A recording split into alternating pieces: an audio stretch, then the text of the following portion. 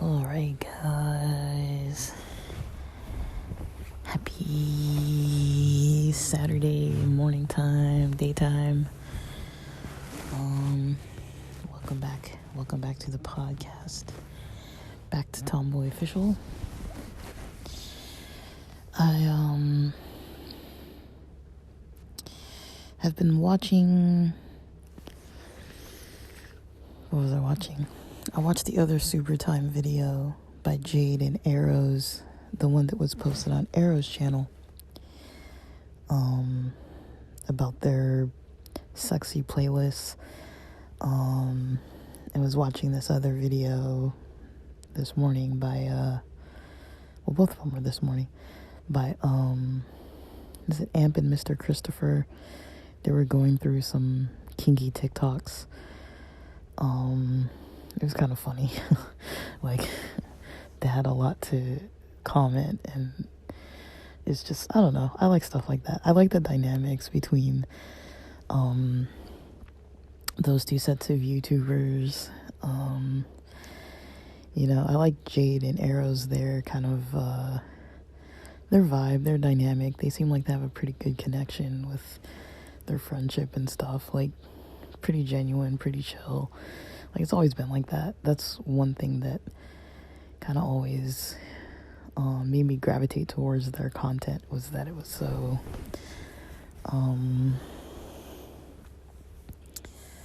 like, just chill. They're pretty chill, so it's kind of always nice to see. And they're funny. I find them funny. Like, they have funny things that they say, and kind of like their comments, and kind of like what they say to one another. Like, they're really kind of funny. Like, they joke around a lot and kind of like a little bit tease each other, but at the same time it's like harmless. Like, you can tell they're not being like rude or mean. I don't know.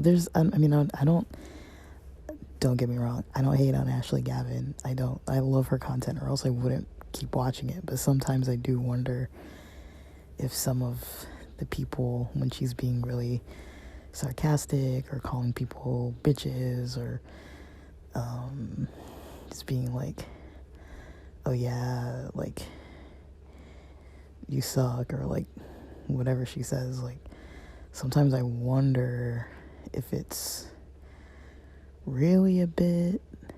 I mean, I think it is, but I feel like maybe it's just my own opinion, is that sometimes I feel like there are people that seem like they're kind of being vulnerable and like having an issue going on, and then she'll throw in like a sarcastic kind of like remark, like kind of putting them down, but like sarcastically, like being like, oh, like, grow up, or like something like that. And it's kind of like, like, I don't know.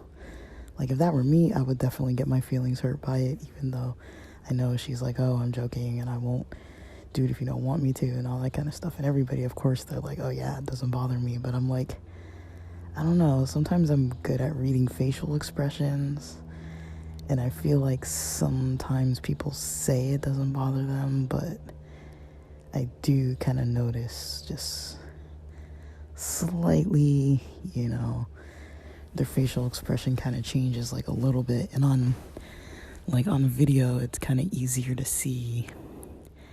And I do think people get hurt by it, and I don't think she's intentionally doing it. I think she's doing it to try to be funny. But I feel like that's kind of a different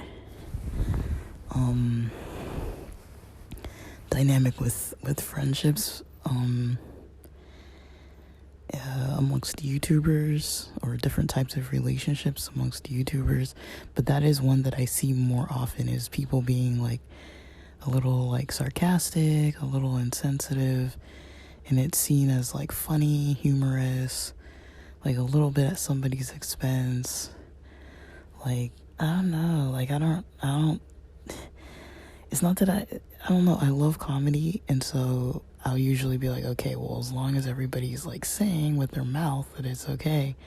But sometimes I'm like, that was kind of a low blow, you know. I feel like, I don't know, just my opinion, sometimes like comedy doesn't have to be at like someone else's expense. Like if somebody's clearly hurting on there, and they're like talking about it, I don't know if it's always a good idea to be like, oh, let me make a joke here about this person, and a put down kind of joke. Like, just for me, that just isn't my style. Like, I think, I don't know, it does kind of bother me like a little bit though, that's kind of like the style of joking. But I still love the content. I still love the content. I still consume all of it. I subscribe. I pay subscribe, okay? Like, I like the actual content. Like, I'm just saying, like, sometimes I'm like, I don't know. But I do think those people, you know, communicate openly enough that if it really was an issue, if they were really hurt by it, I think they would have brought it up. Maybe not on camera, but even after the fact. So I don't think there's any real harm being done, but I just think if it were me, if I were in those people's shoes, I probably wouldn't come back again, you know, in all honesty. So, but that's just me. Everybody's different, and I do like her content. I do think she's like I appreciate that she's opened my eyes to so many more like queer comedians, and comedians in general, and female comedians, really funny comedy. You know, the thing I love about comedy is that it kind of challenges a lot of everything. Like, people get up there, they say things that they're taught not to say. They talk about things that usually most of us aren't going to be bringing up on a regular basis all the time.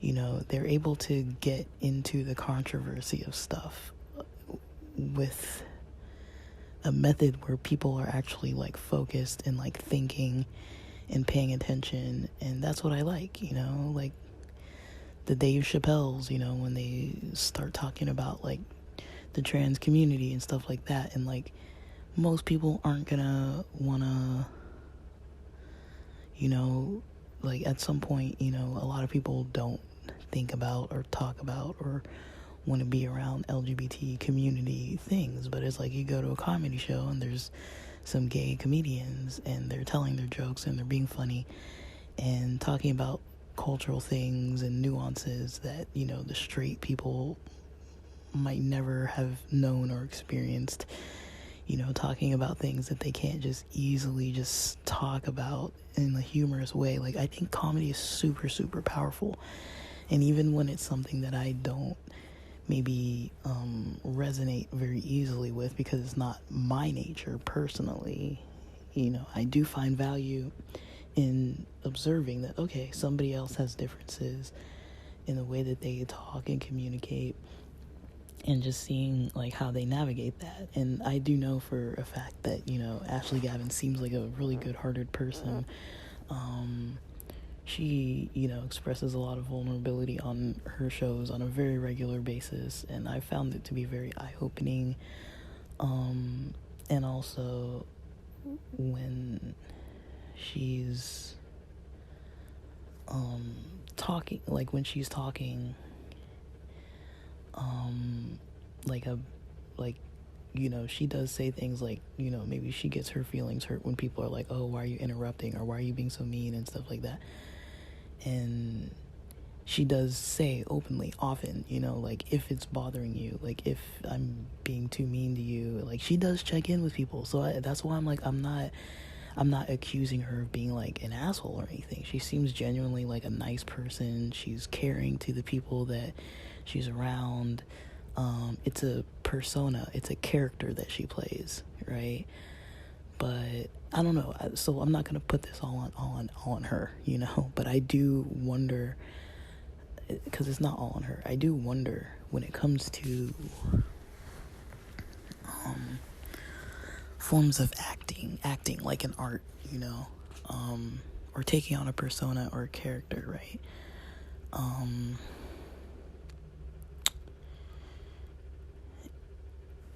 It's, let me see, I'm trying to like figure out how to word this because I've never tried to explain it before, but it's something I kind of notice that I get curious about. I'm like, when people are acting and they're taking on a persona,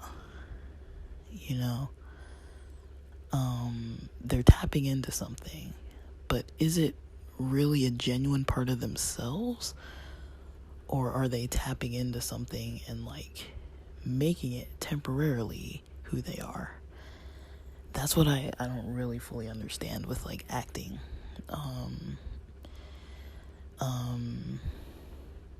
Because I don't know, I would say, for example, this isn't the same thing exactly, but I think there's some overlap. Like when I've gone to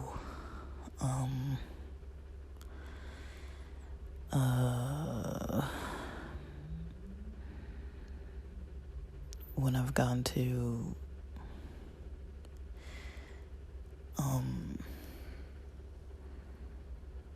like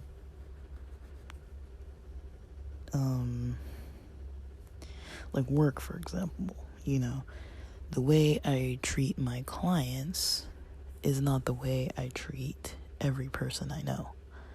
Like, I'm very professional, but at the same time, it definitely calls out like a much warmer side of me,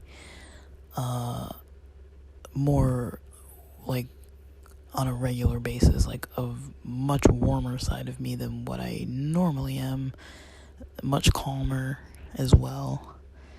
And I wouldn't say that that's not part of who I am, because it is, but I have to tap into it a lot more strongly, because I know it's like, okay, if I'm in like a healing profession, I don't want to be the person who's causing problems. I want people to have a therapeutic experience, and I know what that looks like for someone to kind of interact with another human when they're going through a lot and dealing with some things, and how I need to be for those people. And especially once I got to know, in the past tense, once I got to know the clients a lot more, like more about their lives and everything, and more about them as an individual person and kind of what they prefer socially and stuff like that, I could kind of recognize more like how to tailor how I talk to them. And I feel like that was something I was able to kind of tap into, but I can do it with people that I know, but I don't see myself do that with like friends and family like the way I do with clients. A little bit, yeah, but like as far as like once I get to know something about someone, like kind of like because I do a lot of reflecting. On a good week, I've had a lot of reflection. On a bad week, I'm all over the place, and I'm not even thinking about half of the things that I go through or what comes and goes through my head, or what I experience. I'm just like going, pushing through. But on a good week, I'm tuned in, tapped in,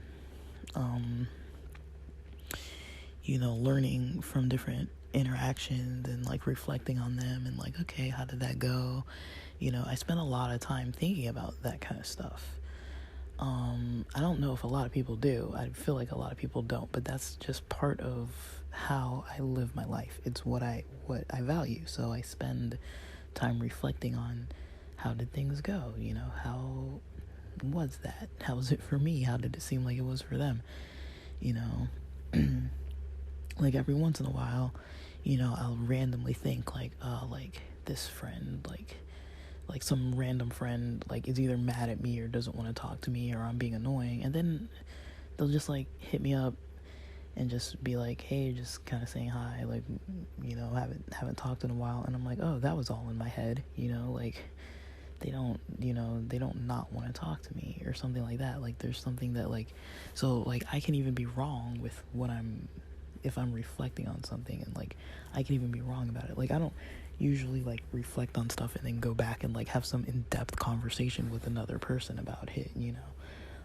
Unless it's like, okay, I did something wrong, or like we had like some kind of a tough conversation or something, and like, okay, just gotta check in about that kind of stuff. But when it's just a casual, like we're just out for a drink and like somebody says something and it's like, okay, like whatever, you know. Like it's not like a huge deal. But yeah,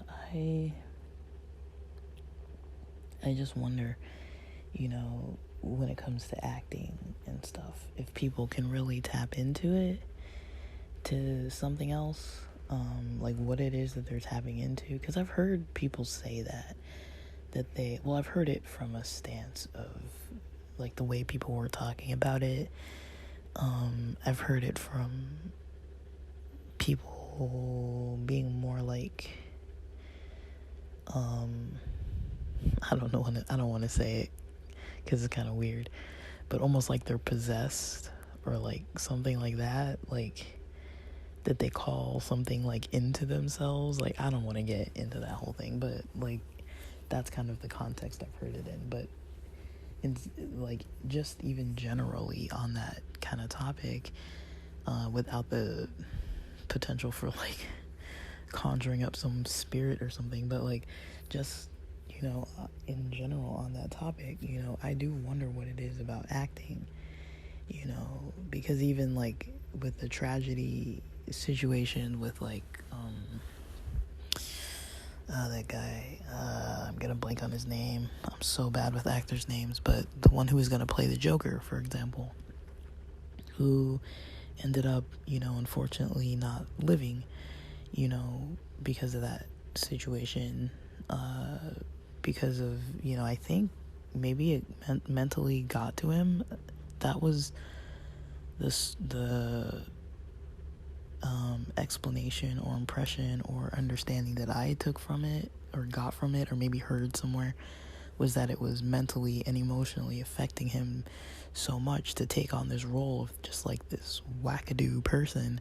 This just, you know, like you have to be in that mindset on a regular basis. I mean, that's not gonna be healthy for everybody, you know. Like I even notice, even when I watch certain shows,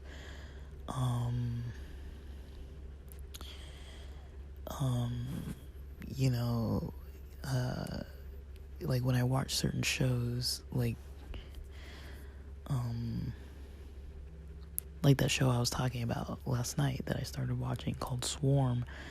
When I watched a show like that, you know, even an episode, it's like, you know, like I get like sucked in to it a little bit, like sucked into the story, and a little bit like not like attached to the characters too much, but like I do kind of have a certain kind of care for their well-being, and like certain other people I'm just like, this person's an asshole, you know.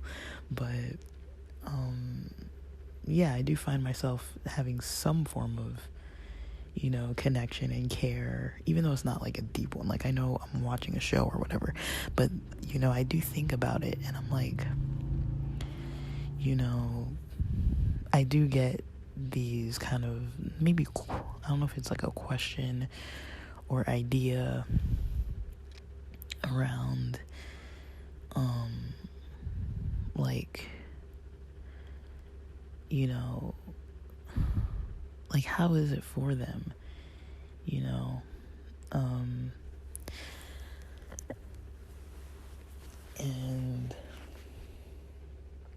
you know, I feel like the people who are the best actors are the ones who play the role in a way where you're like, this is literally a person, a personality. You know, it's like a genuine personality. Like you can tell the difference between someone who's like not confidently portraying a character and someone who's very confident in the role and just completely in the role while they're doing it. It's the same with musicians. You can tell when they're like really into the music and, you know, a part of their soul is going into like their creation, their artwork, their craft, versus, I'm just going through the motions. I'm just playing the music because it's written this way. You can tell when there's emotion going into something.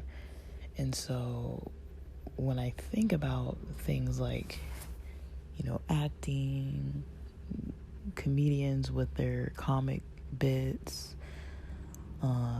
people who act in plays, people who act in shows, people who act in movies, people who have maybe an online persona of some form, and even like role-playing type of stuff, like even if it, like, I'm not saying it necessarily has to be like a sexual thing, but it can be or not, like just kind of like a role play type of a thing. Things come out. Like if you've ever done like, I laugh because it's awkward. If you've ever done like, I don't know, because I've been on the end of like the therapy end of things, like doing the therapy with like, I'm not a family therapist, but on occasion we'd have like families or couples or somebody come in, and we could do like a little bit of like, a skill or so, and it was like a small skill we could do, and like there would be some like maybe role playing or like a little bit, it was like guided kind of, like, okay, let's think of the last time. I can't even like do it off the top of my head because I'm not like super trained in it, but just if I throw out an example that I'm just like making up right now, like if somebody says, let me go, let's think about the last time, there was a disagreement, between the two of you, and kind of like set the stage, what's the scenario? It's like, okay, the scenario is, we're going from our house to, back the car out of the driveway, drive down the street 2 lights down, and there's a Chick-fil-A drive-through, and we're gonna go through the drive-through, and the person who was gonna pay forgot their wallet, and the other person, who once we got to the drive-through, having to go back, the other person went and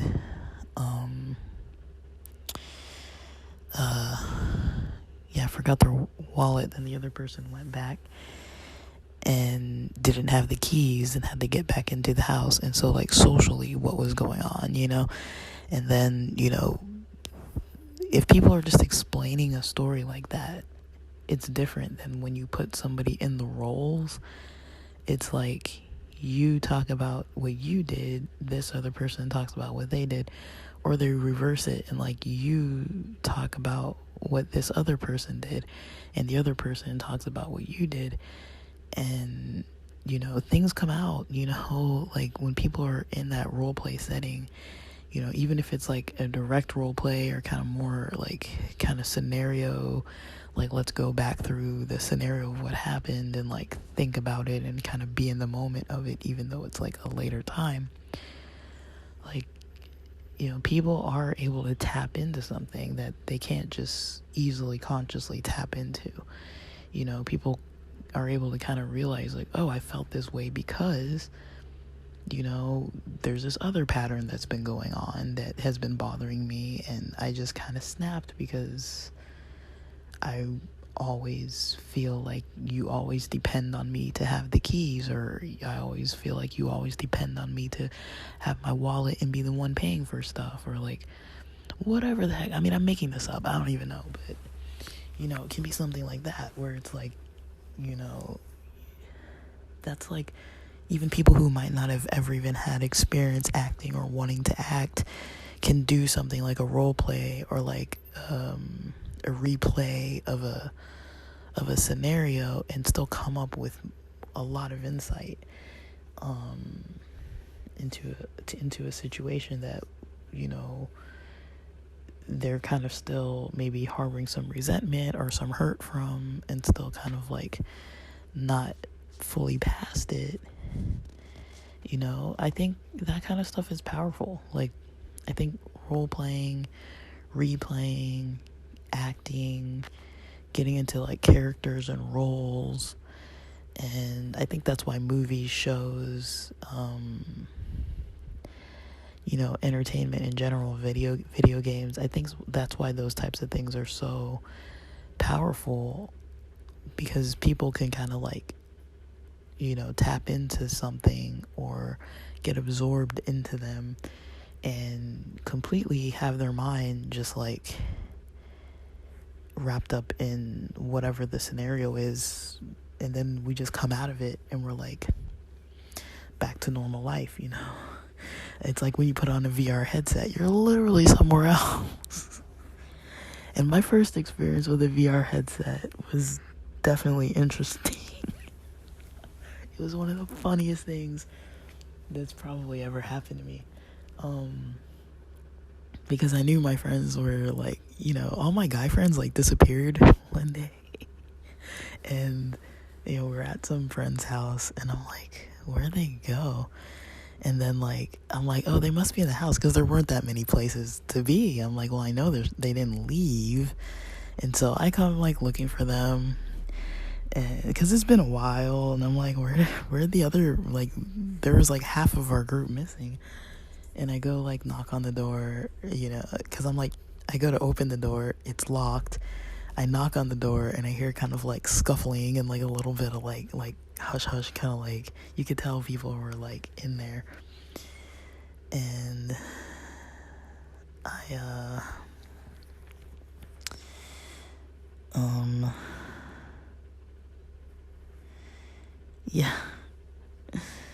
I don't know, I just found it funny because I went in there and they were like, they kind of pulled me into the room, and I'm like, what are they doing? Like, I'm like, they're up to something, that's for sure. No, I think before that we had actually been playing that VR with some like game. It was like in space, or like hitting bugs or monsters or whatever it was, or shooting them or something. Like, I don't remember. But yeah, I do remember, when they had that, they were kind of joking and they were just having fun, and I guess one person who owned it was showing them, that there's some kind of like adult content type of stuff you can kind of like see on there. And so like they were, I guess, viewing it through this VR headset, and then they're like, oh, come see this, and they're like, turn and look over there, and I was like, oh. Like, I didn't expect to see what I saw, and I was just like, I was laughing so hard. Like, I thought it was like the funniest freaking thing, because I was like, oh, this makes sense, this is where they went, this is where everybody disappeared to. But it was one of the funniest things. But I could imagine, I was just thinking, I was like, damn, if I had one of those at my house, I would never get anything done. Like, oh my goodness. Like, I don't know. Like, I don't know. I don't want to judge it. I'm not judging like the content of what it was. I'm just saying like VR as like an entertainment idea is really cool. But it's like, I have a hard enough time getting off Netflix or TikTok or YouTube. I mean, I can't even imagine something more immersive, right at my fingertips. I feel like I just don't want to get involved with it. I think if it was for like a work perspective, because I am going to be like considering tech jobs, so if it does come up in a work type of opportunity, I think I could manage it then, because I'd have some kind of self-control and limitations. But yeah, left to my own devices, I think, it would, I don't know, I think there's a lot of capability for it, for like exercise kind of games and all kind of games that are like fun, and a little more interactive with friends and stuff like that. Like, I think there's a lot of cool capabilities like that. But I do see that, like, there would be some things that I would probably really want to be pretty immersed in, that I think I would be better off to be out socializing with real humans in real time, in person, and not gravitating towards that too much. Because I am,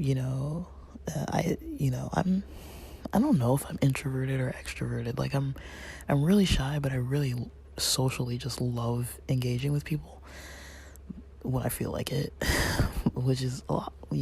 I do feel like it. Not all the time. Like, I don't even know if it's half and half. Like, I just have modes. Like, sometimes I'm in a social mode, other times I'm in a not so social mode. I'd rather be in my head.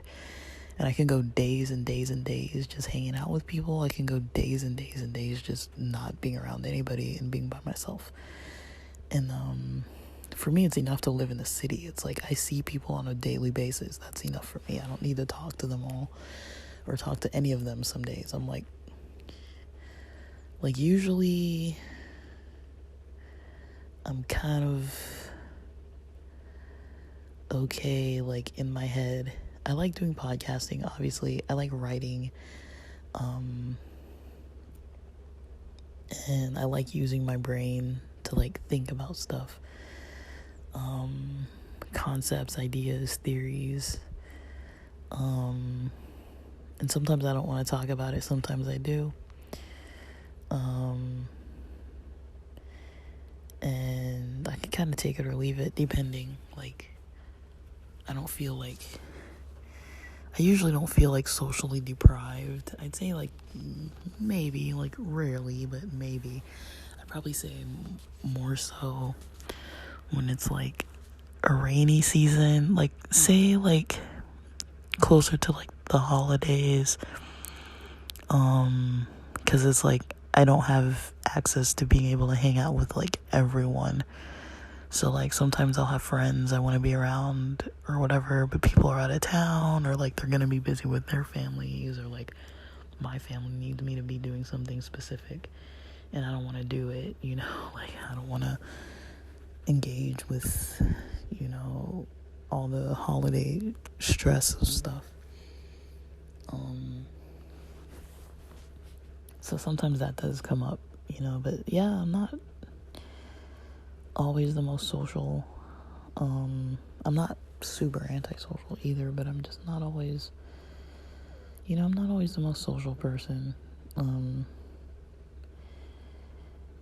And sometimes I'll go out. This is always the worst, when I go out and I'm like, damn, I don't really want to be here, or like I get tickets for something and then like it's really far in advance and then it comes up and I'm like, damn, I don't want to do this as much as I wanted to when I bought the tickets, or like I was feeling more sociable yesterday, or like, I really would like to just stay home today or something, and like, especially when I've been going pretty hard for like multiple days or something, and then it's like, oh, now I gotta go to a concert, after like 4 days of like back to back like hanging out and stuff. So when it's stuff like that, I'm like, I get a little wiped out, but I love it. But yeah, I also like having like isolated days too, but I would say when the weather gets worse, when it's like December-ish and people are kind of stuck doing stuff with their families too, and then I'm like, I can't just like call my friends or talk to them, because it's like weird to be like talking to people when they're with their families, and like people aren't really fully free. So yeah, there's usually that kind of thing, but yeah, otherwise yeah, I just wonder. And yeah, as usual, I'll start posting some of the links below of some of the people I talked about. I almost feel like I should go back and erase something I said. Like, I really don't want it to sound like I'm shitting on Ashley Gavin, because I really love her content. So I just wonder. It's just a curiosity of mine. Like, I really wonder about personas that people who have like acting crafts, those personas that people take on, like, because to me it seems real. And so I don't know, and I already have like a weird kind of connection to like sarcasm and stuff. I already don't really like sarcasm that much, because it confuses me. Like, I'm like, I can't tell if somebody's serious. Like, usually I'm like, okay, that's a joke. Like, one time when I was having lunch with friends, I had to leave early, and I told everybody, I was like, because I had to be back in LA, and I was like, I need to leave at like 3:30, and they had kept postponing, like, making this lunch later. It was going to be at like noon or something, and then 12:30, then like 2, like then 1:30, and then somebody wanted to push it to like 2:30, and I was like, I can do maybe 1:30, but once it's 2:30, because knowing if something's at 2:30, people aren't all going to be there at 2:30. They're going to be there closer to like 2:45, and I'm like, I'm going to have to leave like right away, you know? And so I was like, I can do like a little earlier, like give me an hour, you know? And so, you know, we get there, we're eating, you know, of course, like I said, like some people were later than others, but we all kind of relatively made it within a decent enough time to like order at a similar time. And the food came fairly quickly, and we ate pretty quick, and it wasn't a busy time of day, which is what I prefer. I don't prefer lunch rushes or dinner rushes. I prefer random times of day, like 3 o'clock on a weekend. Because, like, yeah, people are there, but it's not like, that's not like an actual meal time usually, you know? So, like, we kind of ate. We ate, and I had to leave, and the waiter was just not even coming by, because, like, we were, like, the only large table in the whole restaurant, and then there were, like, maybe one couple, 2 couples, you know, just like with 2 seats near the front. And then so they kind of just left us to do our thing once we were eating, and they came back, refilled waters and stuff every so often. But you know, when it came closer to time for me to leave, when I had about 10 minutes left, I was like, let me just go find the waiter and ask for the check. So I asked for the check, and I paid for I asked for a separate check for me and paid for my food. And then the waiter comes to the table with the check for everybody, and they're like, oh, we can only split it 3 more ways. And there were like 10 people or something. And of course my friends are all like, oh yeah, thanks for taking of one of them all for yourself. Like, yeah, you know, and like, but I'm like, I know they were joking, you know, I know they didn't really care. And I also didn't know, nobody told me that like you could only split it 4 ways, and that I was taking a whole split to myself. Because if I knew that, I would have just brought cash, or given cash. I don't know if I had cash on me, but I would have just given someone cash, or like Venmo'd somebody and just been like, here, pay for it for mine. And so that was kind of what I did. But I don't know, like, but yeah, they were all being sarcastic, like, oh, thanks for taking it all for yourself. Because I had to leave, like, I was in a rush. And everybody else stayed way longer than I did. But, you know, I wish I could have stayed longer, but I couldn't. I had to leave early. But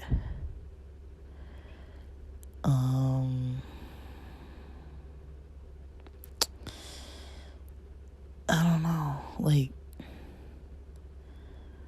I was kind of,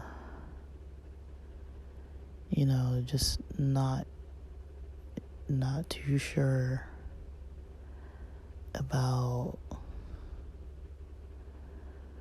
like, yeah, when it comes to that kind of stuff, acting, sarcasm, you know, I know with comedians, sarcasm is like a big thing, and it is kind of seen as like a comic kind of thing in like social interactions. Like, a lot of times I think people are sarcastic to try to add humor, like as a form of humor, and then other times it's just somebody being snarky because they're annoyed.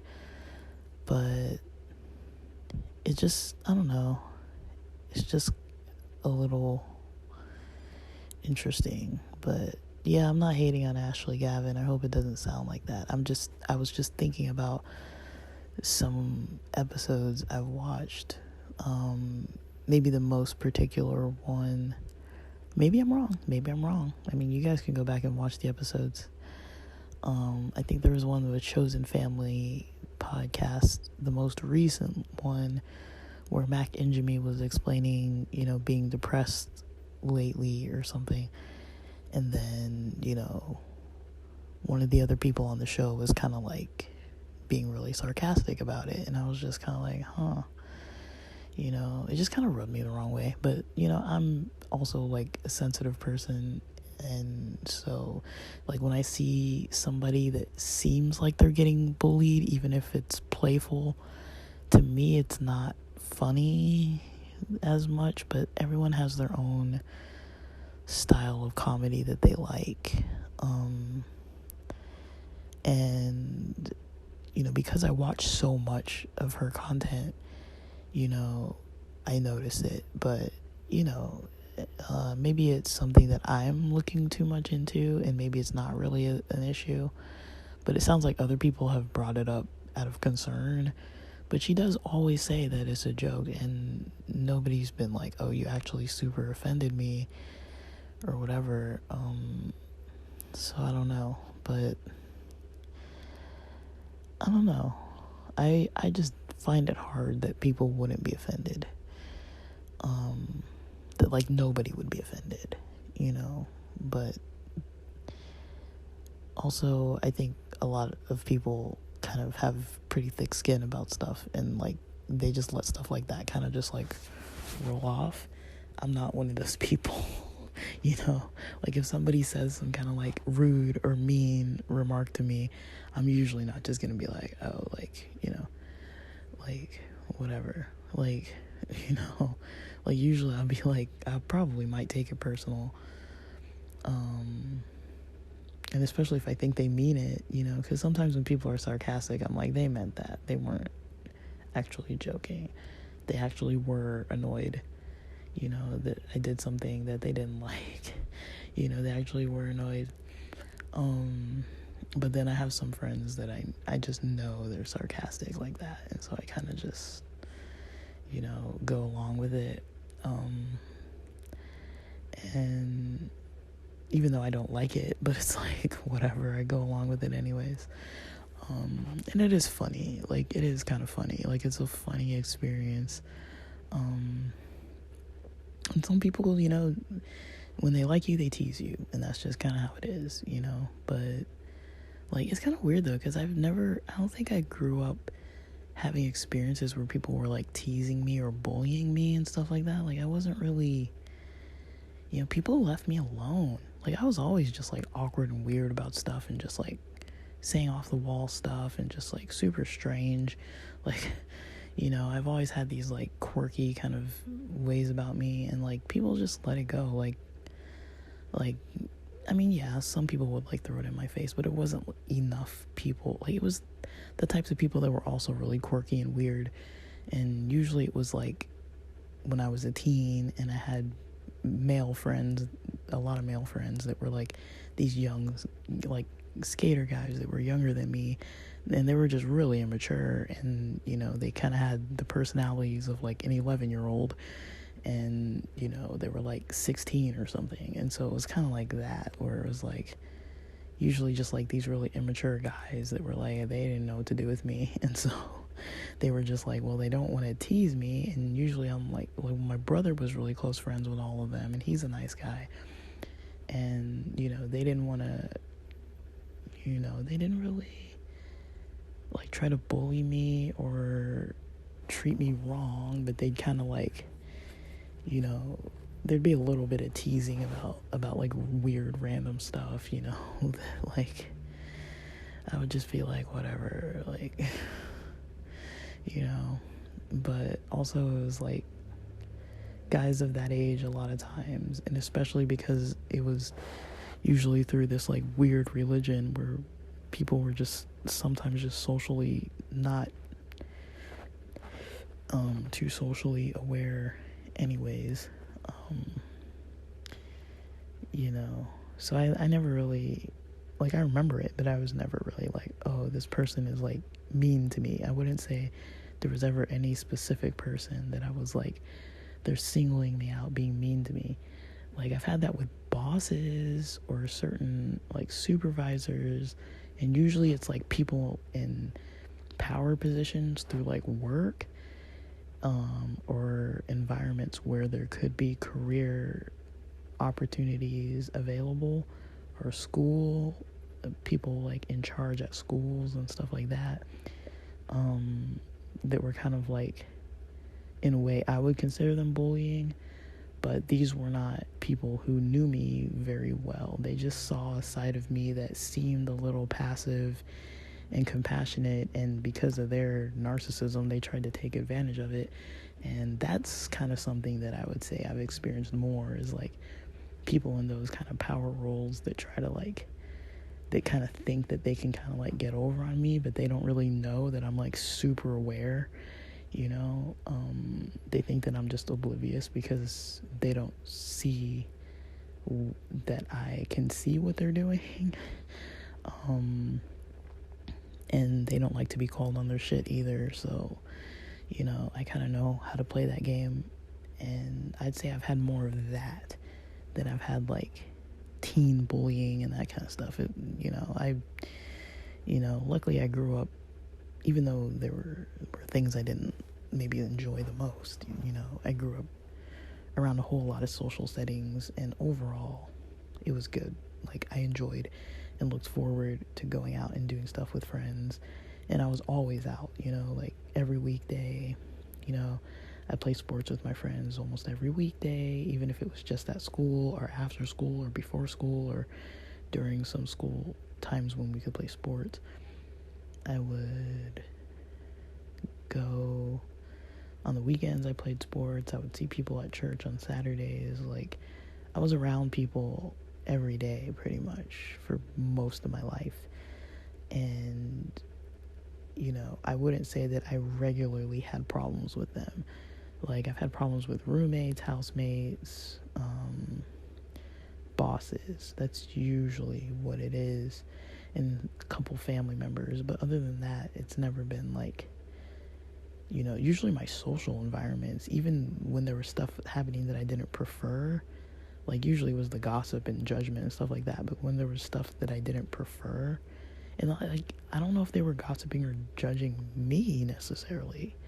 That was the thing. Like, nobody was like in my face like, you need to do this better or do that better. Like, there was no pattern like that. It was just like people would just be talking shit about other people that were close friends of mine. And because I was friendly with mostly everybody, you know, it always got to me, because I was like, well, I like this person. I always had that mindset. I'm like, I like this person, so I don't want somebody talking shit about him.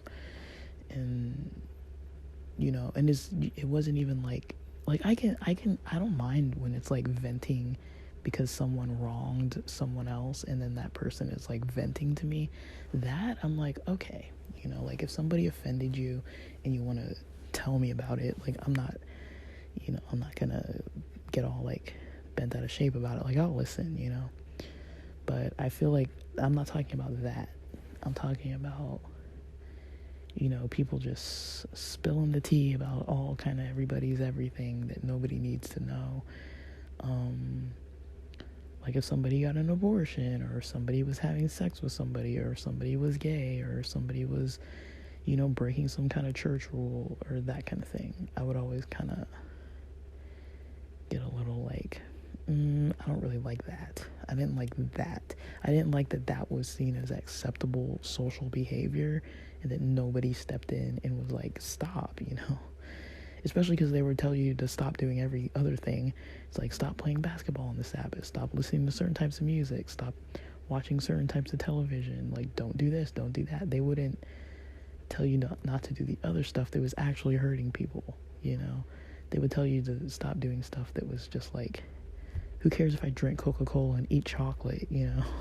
Like, that's not like supposed to be a bigger concern than, you know, if I'm spreading rumors, you know, like let me eat my C's candy, you know, like how is that more important if I'm eating pork versus if I'm being rude to somebody or judgmental about somebody else, you know, like how, like to me, I'm like, we're not prioritizing the right things, but they didn't see it like that. Like the religion was very much into, you know, prioritizing the traditions, and the traditions did not include, you know, sticking up for people and, you know, being loyal to your friends, you know, or people in the community.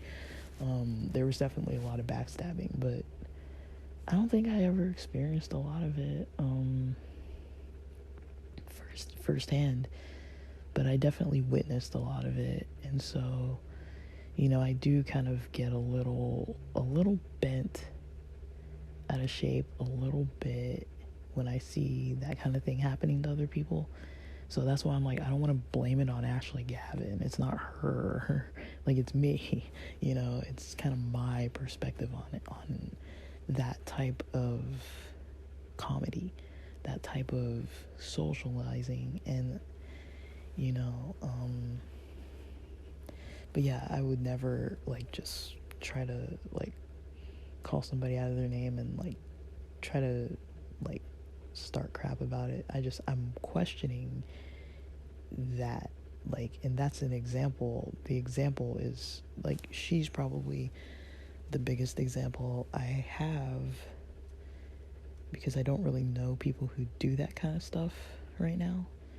And I follow so much of her content that I see it regularly, like multiple times a week.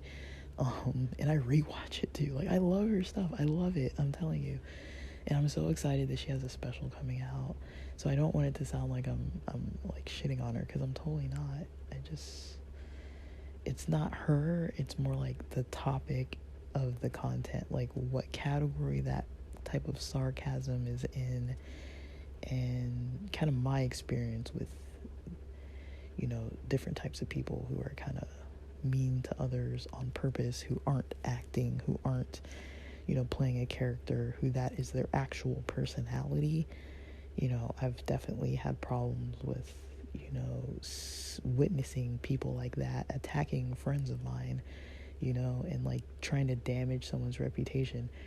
Because I think, you know, a lot of people who never grew up in a strict community of people might not realize how damaging it is to have somebody out there like doing that kind of stuff, you know, because they do kind of make it so people can't just be humans, you know, and, you know, they really hold everyone to a higher standard than they hold themselves.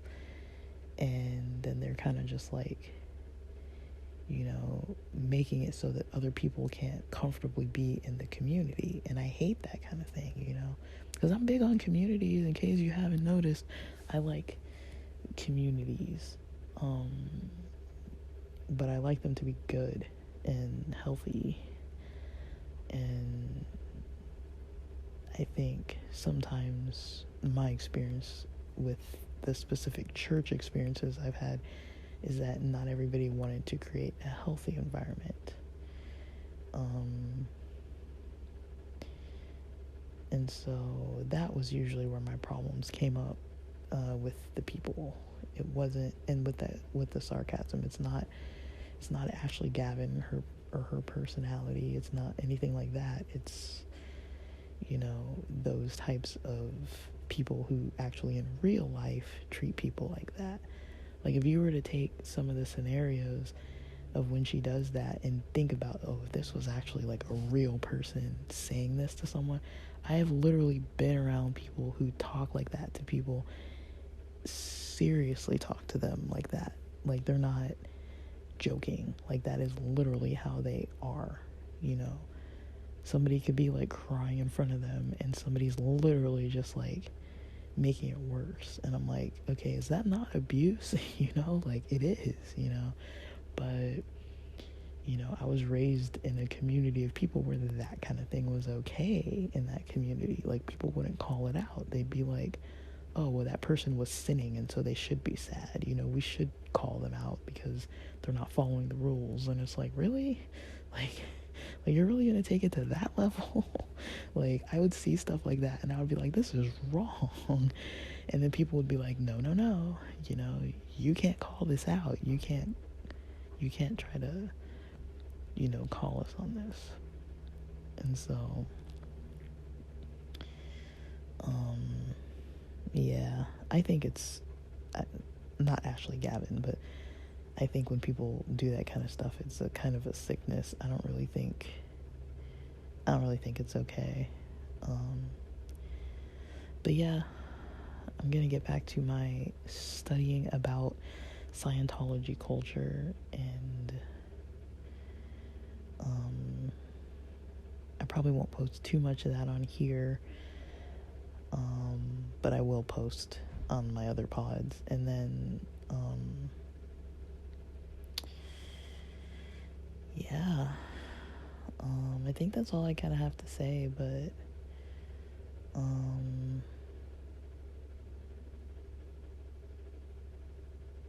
yeah, I'm kind of really into, you know, that kind of stuff.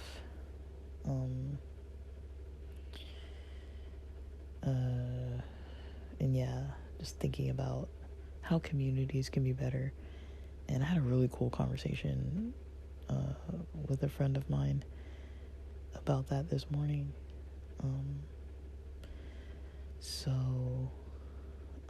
Yeah. But with that, I'm kind of done recording for now. I kind of said what I gotta say. And thanks for listening.